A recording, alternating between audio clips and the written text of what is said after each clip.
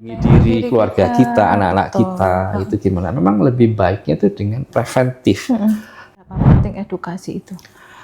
Menurut saya sangat-sangat penting ya. Jadi dari edukasi itu jembatan kita. PLBS itu kan juga minuman keras, bukannya minumnya yang keras ya, tapi kandungan alkohol ya. Gitu. Kayak itu sehat nggak sih? Jangan Kasih bintang 5 bintang 5 ya. Kayak begitu. Oke, benar-benar. Nah, ada slogan gotong royong. Oh, gotong Masih ingat royong. nggak? Ya, BPJS oke, yang ya. sehat membantu yang sakit. Nah, Oke. Jadi itu aman. JKN nanti bisa di-download di HP. Sekarang kan HP itu sudah barang apa ya? Bisa-bisa ngalahi istri ya. Gitu iya, HP-nya dibawa istrinya ketinggalan. Assalamualaikum warahmatullahi wabarakatuh. Hai Sobat Sehat, kembali lagi di Kediri Kasih Tahu. Kali ini dengan wajah baru tentunya. Dari episode-episode sebelumnya, kita bertemu kembali di episode Kediri Kasih Tahu selanjutnya, yang tentunya kali ini berbeda dengan episode-episode sebelumnya. Kita melihat narsum kali ini, kita membawa YouTuber yang sudah cukup lama bernaung di dunia medis atau di dunia kesehatan, yang akan berbagi cerita atau berbagi pengalaman dan memberikan tips terkait dengan kesehatan dan pola hidup sehat. Mari kita perkenalkan lebih dahulu kepada Dr. Nugroho. Sobat Sehat, seperti biasa, saya Dr. Nugroho. Bisa dilihat di dalam channel Nugroho Satali Praja. Nanti di situ juga ada beberapa podcast kami. Ya, nanti kami juga bisa menyampaikan beberapa masalah yang terkait dengan kesehatan dan solusinya. Oke, tetap sehat, optimis, sehat. Gitu saja. Nih saya juga ikut optimis nih dok. Tapi kita berbicara kesehatan ya dok ya. Akhir-akhir ini itu kalau yang sebelum-sebelumnya mungkin kita mengetahui bahwa penyakit-penyakit itu datang mungkin di usia-usia yang sudah lanjut usia atau di atas 30 ke atas. Nah ini cukup menarik dok. Masalah pelihara kesehatan itu nggak hanya orang yang sudah lanjut usia atau sudah berusia, tapi anak bayi pun sudah mengalami diabetes ya akhir-akhir ini. Nah ini yang cukup prihatin karena saya sendiri juga punya anak ya dok ya. Ini menurut dokter peralihan pola kesehatan sekarang, zaman sekarang ini dengan adanya bayi yang sudah diabetes, kemudian ada penyakit-penyakit lain yang mungkin termasuk mungkin virus-virus yang baru ya dok ya, monkeypox itu juga. Nah mungkin dokter bisa menyampaikan apa sih yang terjadi di luar sana, nah gitu. Ya, memang menarik Mbak Anggun, ini dan Sobat Sehat semuanya, apa yang disampaikan tadi di awal Mbak Anggun memang benar kenyataannya. Ada pergeseran ya, pergeseran apa istilahnya, insiden atau kejadian sakit, khususnya masalah yang katastrofik ya, diantaranya yaitu diabetes. Itu kita mendengar juga di TV dan sebagainya, itu ada bayi yang sudah diabetes ataupun usia muda. Ya, padahal sebelum-sebelumnya ya Mbak Anggun itu kita tahu kalau penyakit gula atau diabetes itu udah usia degeneratif ya, usia tua ya kan gitu ya. Nah ini tapi sekarang bergeser. Tentunya ini ada kaitannya, sangat erat kaitannya dengan pola hidup ya. Di situ juga ada pola makannya dan sebagainya, olahraganya. Nah itu yang perlu kita cermati bersama dan kita sadari bagaimana kita apa ya istilahnya itu mensikapinya ya. Di samping tadi disinggung penyakit lainnya seperti infeksi lainnya. Betul. Memang kita Indonesia ini masih belum selesai juga dengan kasus-kasus infeksius ya. Apalagi yang baru-baru ya. Ada monkeypox itu ya. Ini serem sekali dok. Iya, jadi memang kuncinya salah satunya ya kita lebih baik mencegah dulu. Preventif ya. Preventif, betul. Iya, itu. Jadi yang Mbak Anggun suarakan itu promotif, preventif itu memang lebih baik ya daripada kita mengobati, merehabilitasi atau mengkuratif dan rehabilitasi. Oke, menarik nih dok. Kalau berbicara mencegah, berbicara promotif dan preventif, otomatis kita kan sebelum sakit lebih enak. Jangan sakit ya. Jangan sakit gitu ya dok ya. Nah, menurut dokter gitu dengan pergeseran penyakit, pergeseran dan banyak virus dan infeksi ya dok yang menurut dokter tadi sampaikan, kita sebagai orang awam ya, masyarakat pada umumnya, apa yang harus kita lakukan dok untuk menjaga atau membentengi kita lah dari kuman-kuman itu ya, Iya, atau iya. virus-virus dan infeksi ataupun penyakit-penyakit lain yang mungkin akan lebih parah jika kita memang kondisinya tidak baik gitu. Iya. Ya, sebelum kita singgung secara spesifik itu, memang kalau kita ambil dua garis besar, yaitu penyakit infeksius ya, akibat dari infeksi, dan penyakit yang tidak menular ya, tidak PTM atau yaitu penyakit tidak menular. Nah, lainnya penyakit infeksi ini juga marak lagi, ini kan yang terbaru ini monkeypox dan sebagainya, ataupun infeksi lainnya yang masih ada. Bagaimana kita, pertanyaannya tadi Mbak Anggun ya, bagaimana kita untuk memproteksi ya, melindungi diri keluarga kita, anak-anak kita, itu gimana? Memang lebih baiknya itu dengan preventif. Ya tentunya bagaimana cara preventif itu ya, itu di samping itu ya memang program-program pemerintah memang sudah ada ya dalam pemberian imunisasi dasar lengkap ya dan sebagainya itu. Di dalam konteks koridor posyandu ya, di mana di sini sudah dikembangkan posyandu ILP ya, itu integrasi layanan primer gitu ya. Nah itu dan juga kesehatan ibunya. Ibu bakal calon ibu masih hamil sampai nanti jadi ibu, bagaimana dia memprotek keluarganya, anaknya khususnya, terutama pada usia 1000 hari pertama kehidupan, itu golden period tuh. 6 bulan ya? 6 bulan. Bukan, 1000 hari itu dari awal konsensus, awal kehamilan. Oh, awal kehamilan hitungnya ya malah, Dok. Jadi sampai bersalin sampai anak 2 tahun. Nah, itu ada kalau kita hitung ada 1000 hari. Nah, kalau yang 6 bulan itu ASI-nya, ASI eksklusif gitu. Jadi nah ini nih poin-poin ini salah satu cara untuk memprotek dalam si anak ini, si bayi dan jadi anak nanti, bahwa supaya satu gizinya terjaga, ketahanan tubuh imunitasnya terjaga, otomatis perkembangannya akan optimal. Nah, ini untuk memerangi stunting juga nih. Oke, stunting ya, Kalau itu juga lagi luas kita ngomong jadi. Ini menarik, Dok. Jadi memang seperti yang dokter katakan tadi, sebenarnya program preventif itu pemerintah sudah melaksanakan. Gitu kan, ya. Tapi memang itu tadi perkembangan zaman itu kan terus berkembang ya. Infeksi baru, infeksi lama belum selesai sudah ada infeksi baru lagi gitu ya. Padahal yang kemarin belum selesai. Belum selesai. Jadi tugas beratnya dokter nih. TBC kan masih banyak juga. Gitu. Oke, Dok. Kalau tadi berbicara preventif dari mulai anak usia dini, bahkan mulai dari ibu kandungan, dalam kandungan ibu. Itu tadi mungkin penyebab sampai mungkin mencegah diabetes di usia dini ya, Dok ya. Iya, salah satunya untuk mempamengi ya, memproteksi bagaimana pola hidup si ibu atau ibu hamil itu sampai bisa. Jadi otomatis juga cara pemberian makanan dini ke bayinya, jangan langsung bayi umur masih sebulan itu dicekoki. Itu ada juga, Dok, itu. Bubur atau nasi apa. Sudah dicekokin nasi ya gitu. Jadi belum boleh ya, Dok ya. Ya, itu ada tahapan-tahapannya. Jadi sudah program pemerintah sudah di posyandu juga. Bahkan saya pikir ya, Mbak Anggun ini masyarakat itu juga cukup banyak ya paham. Hanya masalahnya tinggal kesadaran dan kita sebagai stakeholder juga atau pemerhati kesehatan ya. Itu mensosialisasikan tidak bosan-bosannya. Di jalur-jalur, di ruang-ruang maupun di link-link. Ini menarik lagi, Dok. Kita berbicara sosialisasi atau edukasi. Iya. Kalau ada peribahasa bilang, bukan peribahasa ya, Dok.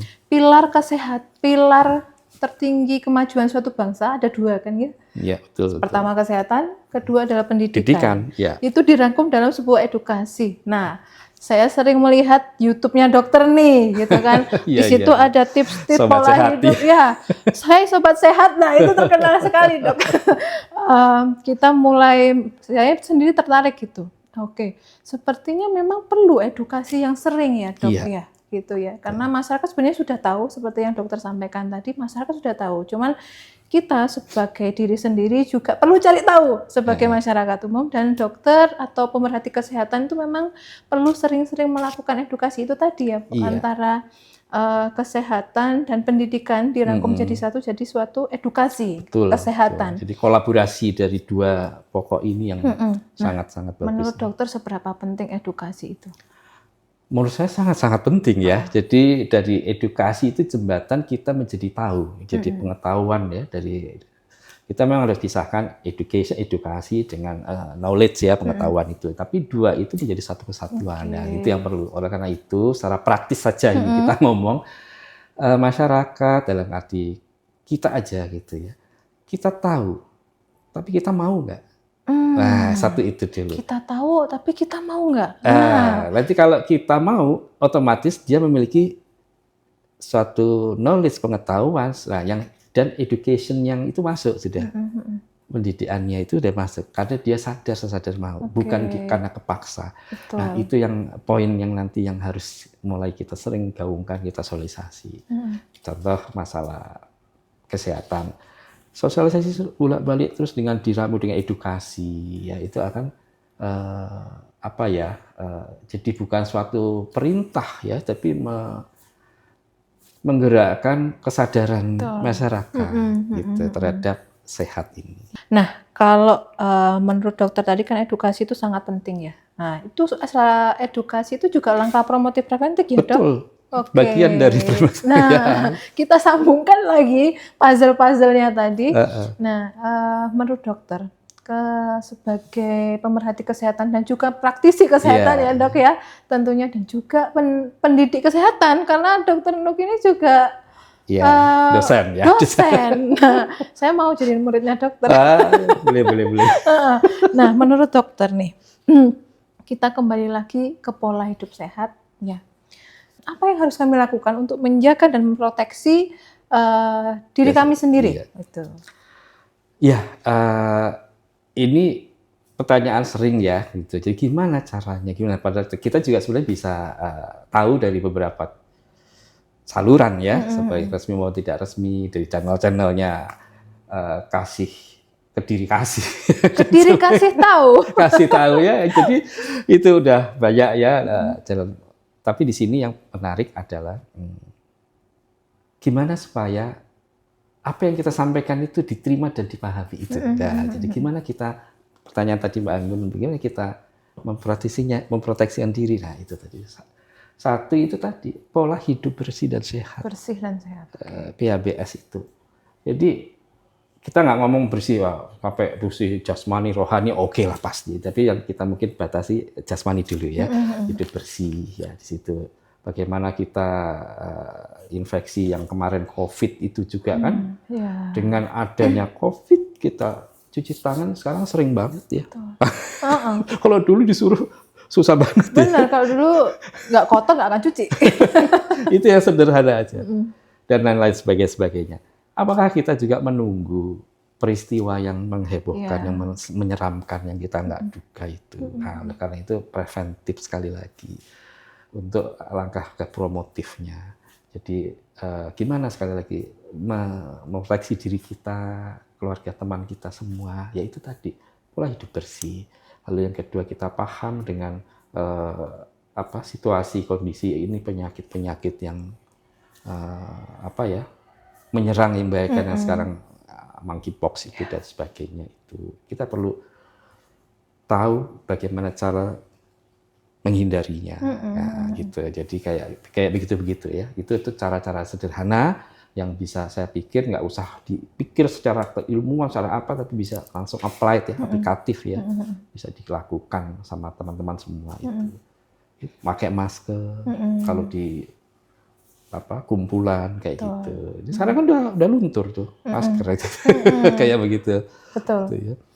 Kalau saya melihat Dok, saya tertarik dengan satu statementnya dokter di YouTube-nya dokter lagi nih. Oh gitu ya. Kembali ke mindset. Nah Dok, hidup sehat itu kembali ke mindset. Nah Dok, boleh diceritakan nih, kenapa kok pola hidup sehat itu kembalinya harus ke mindset gitu? Iya, luar biasa. Ini pertanyaannya high level ya. Artinya begini, ya kembali ke mindset ya. pikiran kita yang utama ya. Jadi itu mindset kita ya yang merupakan penggerak dari kita bersosialisasi dan sebagainya dan ya berinteraksi dengan orang lain itu akan nampak dari mindset kita. Nah, kalau mindset kita udah sehat, ya seolah nanti berjalannya ya di rule yang sehat, di aturan-aturan sehat. Artinya contoh sederhana, merokok sehat nggak sih? Saya banyak diprotesin tuh ya, merokok itu ya. Apalagi udah ada vape sekarang tuh ya. Monggo itu kayak begitu, itu sederhana. Itu jadi pola hidup sehat. Kalau di PABS itu kan juga minuman keras, bukannya minumnya yang keras ya, tapi kandungan alkohol ya. Gitu. Kayak itu sehat nggak sih? Kurang tidur, itu sehat nggak sih?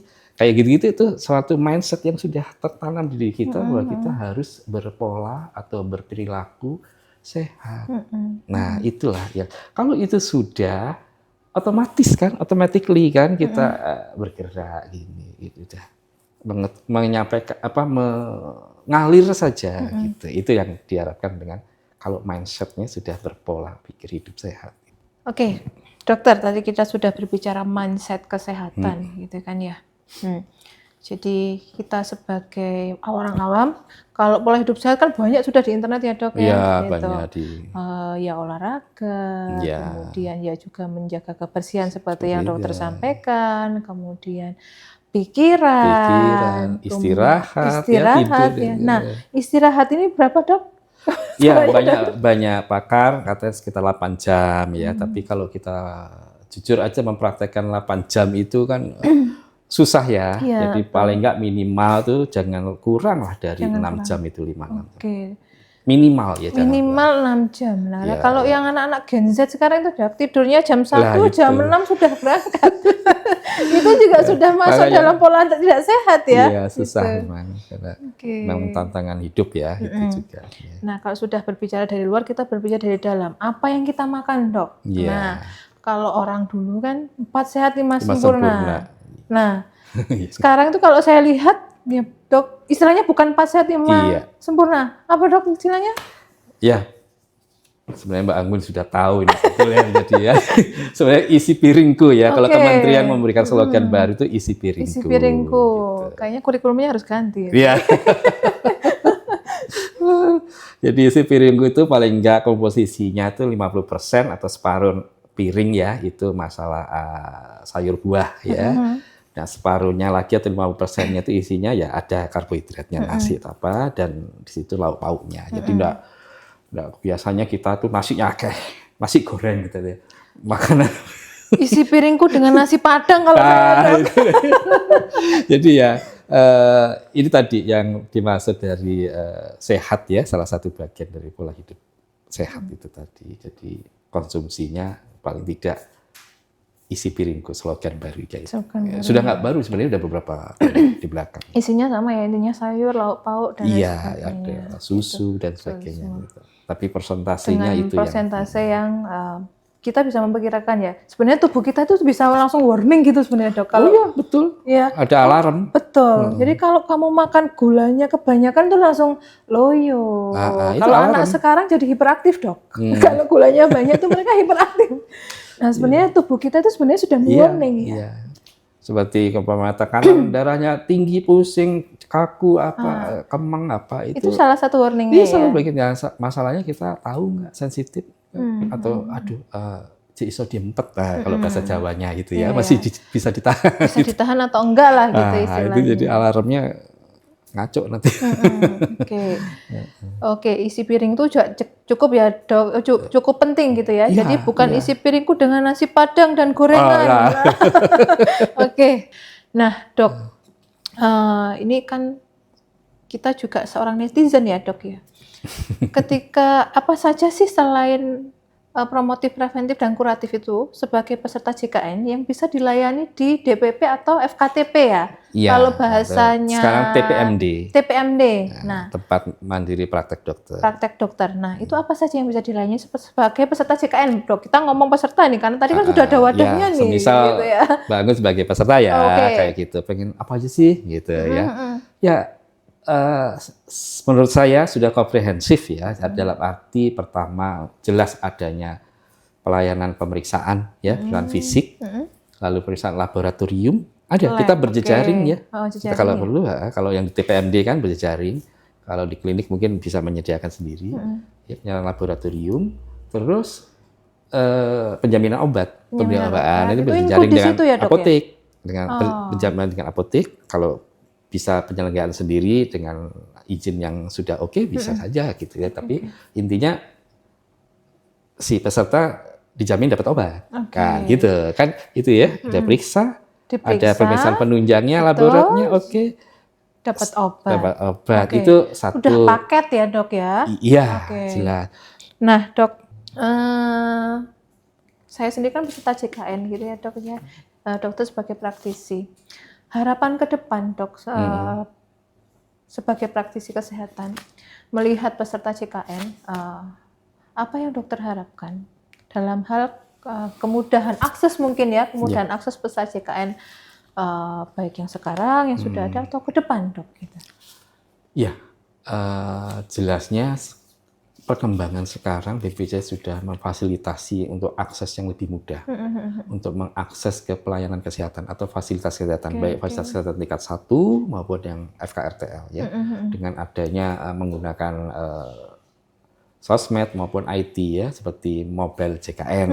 Nah, mobile JKN saya punya dok. Punya apa tuh? Mobile JKN dok. Bagus, jadi sudah mengikuti zaman. Dengan mobile JKN nanti bisa di-download di HP. Sekarang kan HP itu sudah barang apa ya? Bisa-bisa ngalahi istri ya. Gitu iya, HP-nya dibawa, istrinya ketinggalan. Jadi artinya orang udah tidak asing sekali dengan namanya HP. Nah, itu di-download di situ mobile JKN ya. Kalau nggak cara downloadnya gimana? Bisa di Play Store, kan App Store itu minimal ada pulsa 5.000 reguler aja lah. Bisa download ya. Iya. Itu. Sama lalu mendaftar itu registrasi. Ya. Lalu di situ menunya banyak. Menunya banyak. Salah satunya menu untuk antrian. Untuk pemeriksaan. Nah, ini nanti kita bahas episode berikutnya kalau itu panjang itu nanti ya. Jadi menu-menunya banyak sekali ya dok ya, kalau dilihat di sini ada info JKN. Konsultasi ada juga. Konsultasi ini langsung dengan dokter atau gimana dok ini? Iya, dengan chatting ya. Oh, chatting. Oke. Jadi misal saya terdaftarnya dokter Nugroho, belum tentu yang ini dokter Nugroho ya? Iya, karena kan itu nanti chatting, kan chatting. klik dulu kan, nanti pilih kepesertaannya di siapa kan, dokter siapa gitu. Ada lagi nggak dok, yang menurut dokter tadi kan bicarakan sebenarnya BPJS Kesehatan atau program JKN ini sudah melakukan berbagai upaya inovasi dan memfasilitasi akses pelayanan kesehatan. Betul. Nah, kita ngomongin mutu dok. Nah, kalau sebagai praktisi, sebagai peserta JKN, kan kita sudah dapat pelayanan gitu ya dok ya. Apa yang menurut dokter yang sudah ada di BPJS Kesehatan untuk berkaitan dengan mutu ya dok ya, itu tadi. Ya baik. Yang saya tahu ya, karena saya juga pelaku ya, di situ sudah dibuat oleh BPJS ada yang namanya aplikasi Kesan ya. Nah menarik dok, kesannya itu. Kesan ini apa dok? Ya, kesan itu maksudnya untuk seperti survei ya, jadi kepuasan si peserta yang setelah dilakukan pemeriksaan, pelayanan lah, itu dia memberikan kesan bagaimana puas tidaknya. Nah, di situ ada sekitar 6-7 poin yang perlu dijawab ya sesuai dengan janji layanan kita. Janji layanan. Iya, itu. Jadi di situ jadi ada macam-macam, termasuk tidak boleh ada iur biaya. Adakah iur biaya? Sopan tidak? Itu ada tuh di situ. Jadi kesan ini peserta itu datang ke dokter atau setelah pemeriksaan itu. Setelah pemeriksaan, nah kita harapkan silakan Bapak, Ibu, Mbak, Adik pakai QR code. Artinya itu untuk menjaga mutu ya. Iya, dan dari situ ada feedback kami dari BPJS itu ada feedback. Kan mereka para peserta langsung scan QR code-nya lalu keluar nilai sendiri. Jadi ini mandiri ya, artinya independen lah. Kami petugas nggak meneliti, nggak takut ya nanti. karena dipaksa ya, Iya, gitu ya. Nanti dia akan terekam dengan otomatisnya, lalu ada kita biasa mingguan atau bulanan itu ada feedback. Skornya berapa tuh kesan? Oke. Ada skornya. Oke. Kayak mengadop dari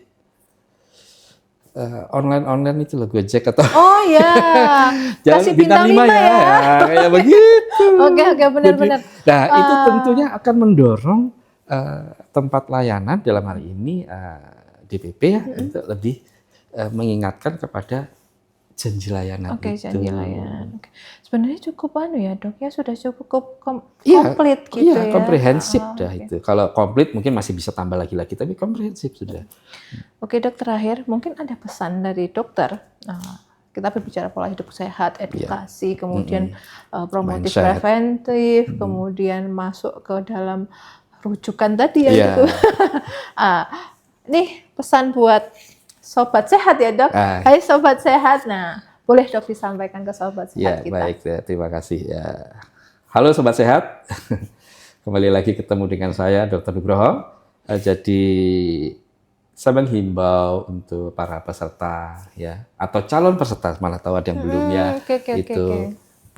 coba ikuti perkembangan dalam hal ini pelayanan BPJS, ya, aturan-aturannya, ya. Jadi kita sama-sama berjalan dengan baik. Bagaimana tadi saya sudah bicara panjang lebar dengan Mbak Anggun ya, rujukannya bagaimana. Ada juga preventif promotif. Nah ini kita ikuti, kita lakukan terutama dengan pola hidup sehat ya. Ini preventif promotif. Itu kunci untuk menyelesaikan kasus-kasus penyakit yang lebih kronis lagi ya. Jangan kita tunggu sakit, tapi lebih baik kita jaga tetap sehat. Itu saja Sobat Sehat. Makasih dok, banyak tadi yang sudah disampaikan bagaimana menjaga pola hidup sehat, kembali lagi ke mindset, kemudian sebagai peserta itu kita harus seperti apa ya, khususnya peserta JKN ya, gitu ya.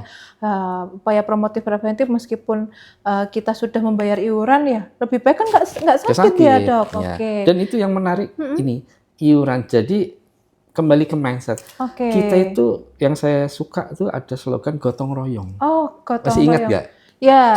BPJS Oke, yang ya. sehat membantu yang sakit. Nah, Oke. Jadi itu amal kita. Jadi jangan terus kita sudah beriur, belum pernah merasakan iuran kita pokoknya berobat.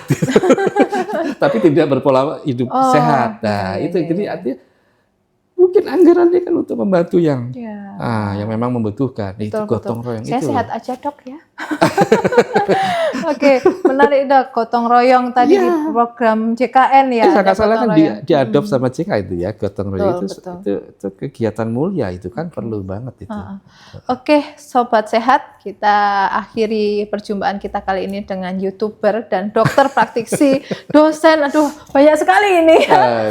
Nanti kita akan ketemu lagi dok, insya Allah di kesempatan-kesempatan berikutnya kita edukasi lagi, khususnya untuk terkait dengan kesehatan kita. Amin. Kami ucapkan terima kasih banyak dan sampai ketemu lagi di Kediri Kasih Tahu selanjutnya. Sobat Sehat. Makasih dok. BPJS Kesehatan.